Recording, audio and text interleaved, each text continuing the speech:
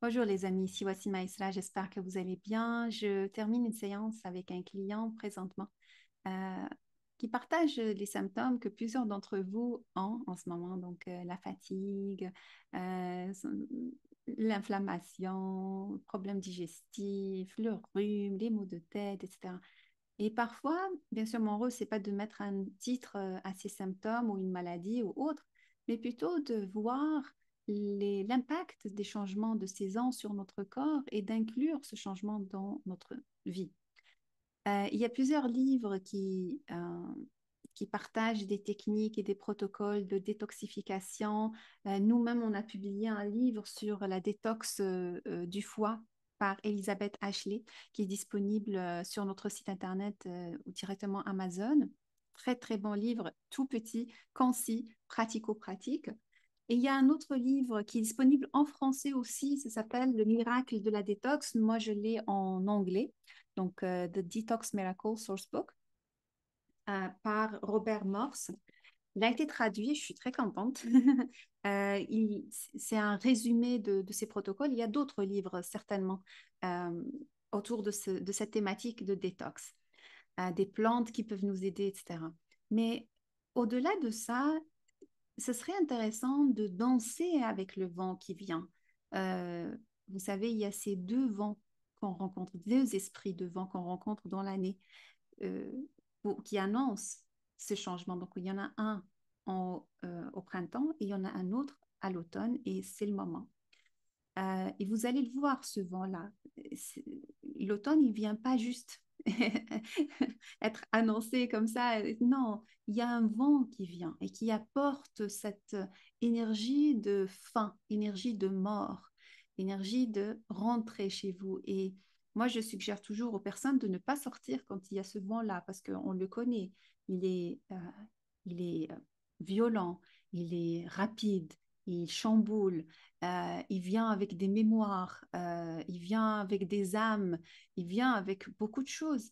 Et pour moi, le mieux, c'est que je reste à la maison quand ce vent souffle, parce que je le sens, je le vois, je le perçois.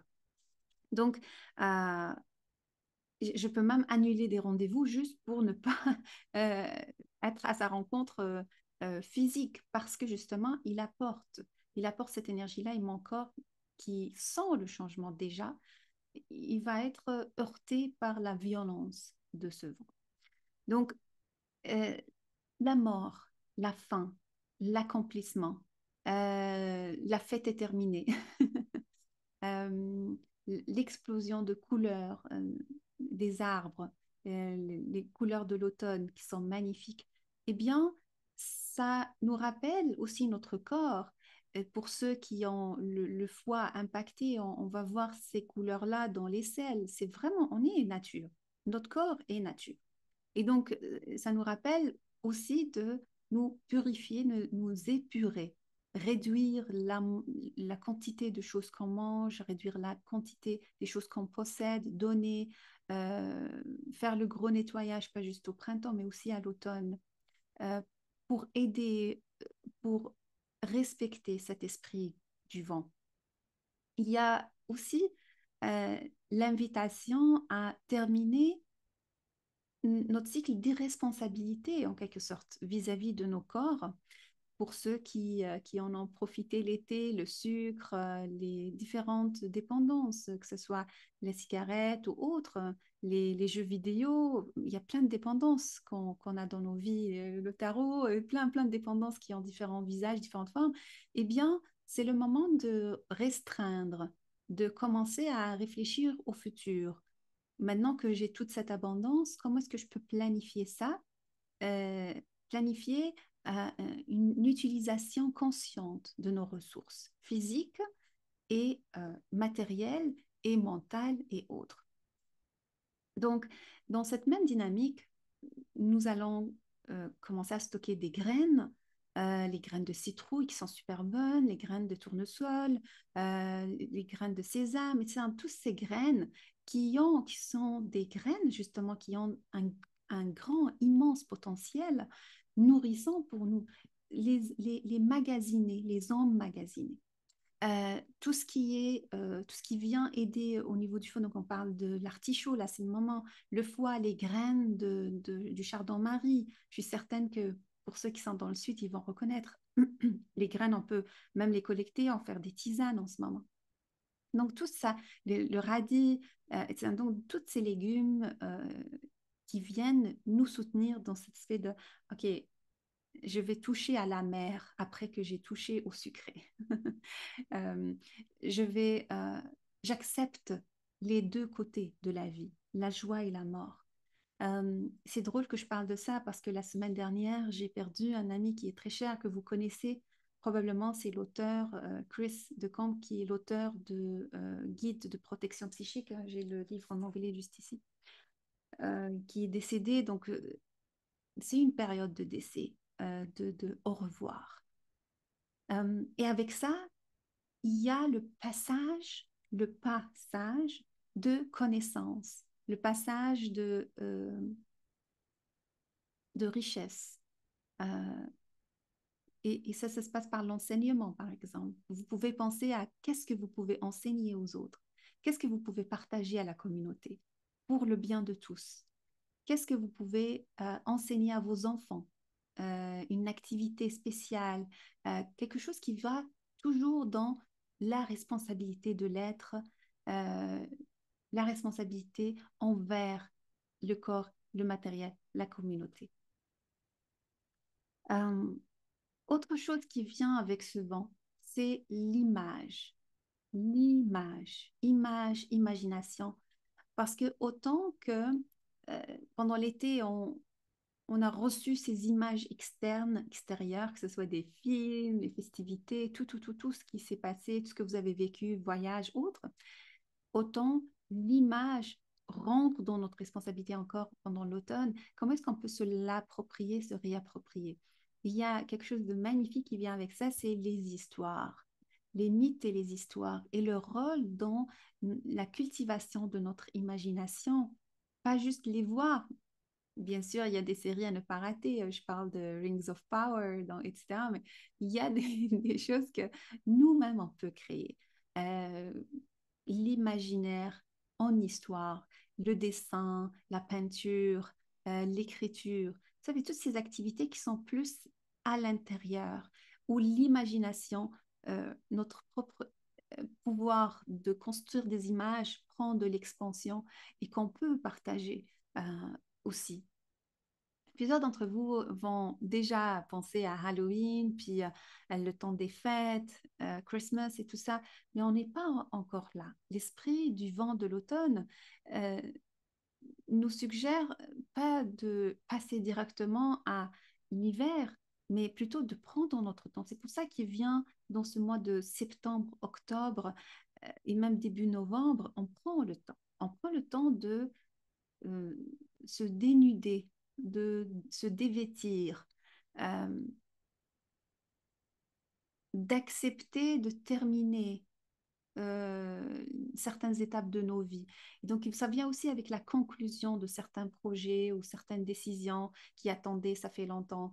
Euh, et donc, c'est très, très intéressant. L'image que je reçois de ce vent-là, c'est le professeur qui vous met à l'ordre. Et le vent de l'automne, du printemps, c'est le professeur qui vous permet de faire tout ce que vous avez envie. Donc, la dynamique, l'énergie de ces deux esprits, vraiment différente. Je vais voir s'il y a autre chose. J'ai amené mes cartes de Weavers Tarot. Euh, Voir s'il y a quelque chose d'autre qui vient par rapport à ça.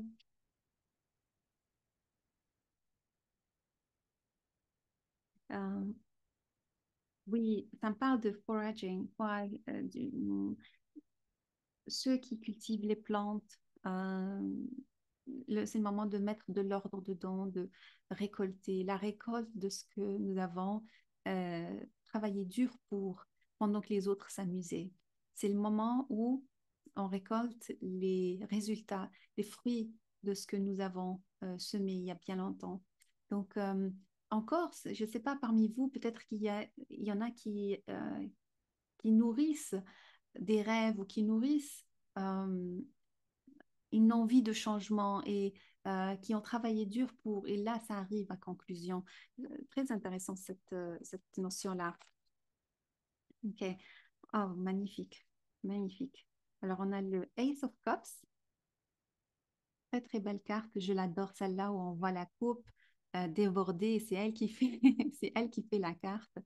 Donc, ce qui me parle beaucoup aussi, c'est cet aspect de recroqueviller sur nous-mêmes, pas par peur ou par solitude ou autre, mais plutôt parce que il y a quelque chose de grand ou de plus ou de meilleur qui m'attend et que je dois nourrir de l'intérieur. Comme la naissance qui va arriver, disons, en mars, vous devez la nourrir de l'intérieur. Et donc, ça me parle aussi de où est-ce que je peux mettre mon temps, le temps, le temps et le temps, l'espace, temps et le temps de la voix. Euh, Comme mesurer la, la fréquence, le pouvoir de ces deux-là dans notre vie. Quelle relation je nourris? Euh, Où je mets mon énergie? Dans quelle relation? Dans quel partenariat? Dans quel projet? Qu'est-ce qui prend mon temps? Avec qui j'élève le temps? Avec qui je baisse le temps? Donc, il y a une forme de euh, réajustement, rééquilibrage à ce niveau-là. Et j'ai le 7 de Pentacle, c'est-à-dire que quelque chose qui se travaille, qui n'est pas encore n'est pas encore peut-être à finir, ou tu savez, cette idée de bébé dont j'ai parlé, hein, la conclusion pour certains, mais le début pour d'autres. Euh, et ça peut parler pour certains d'entre vous qui, vous savez, qui sont aux études, la fin de leurs études, la fin de leur cycle universitaire, et rentrer à l'universitaire, et rentrer à cette école-là, etc.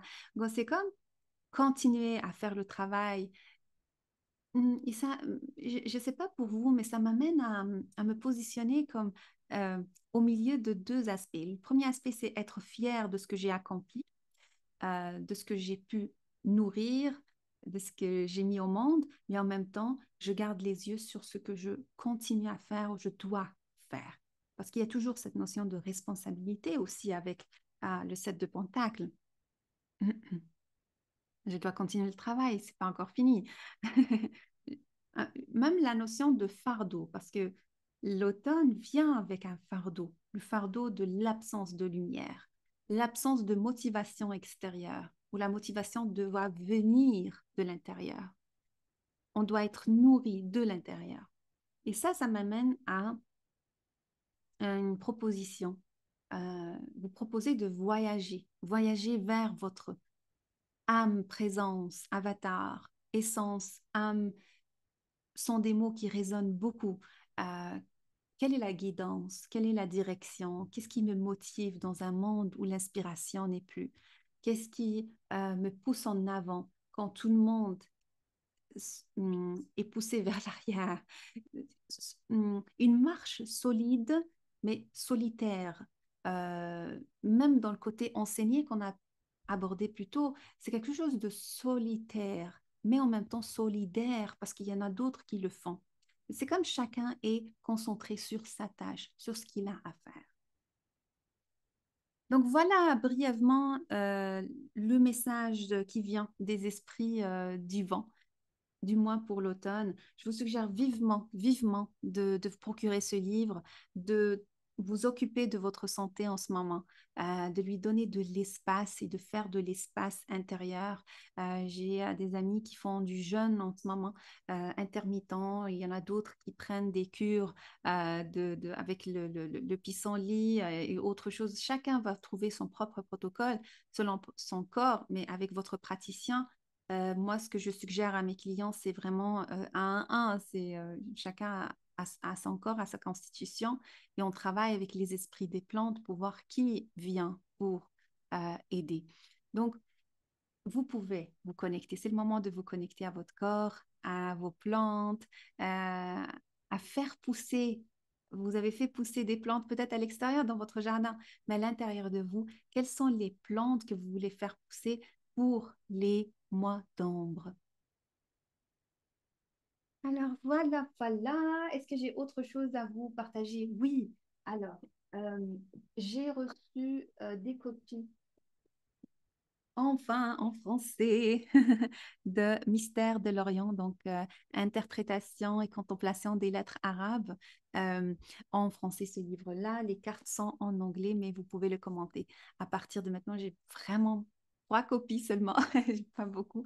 Donc, si ça vous tente, j'offre aussi une séance d'interprétation de votre nom en lien avec les lettres arabes. Et ces séances-là, j'ai eu de super beaux commentaires à ce niveau-là. Donc, si vous voulez essayer. Je vous envoie beaucoup, beaucoup, beaucoup d'amour et je vous retrouve bientôt.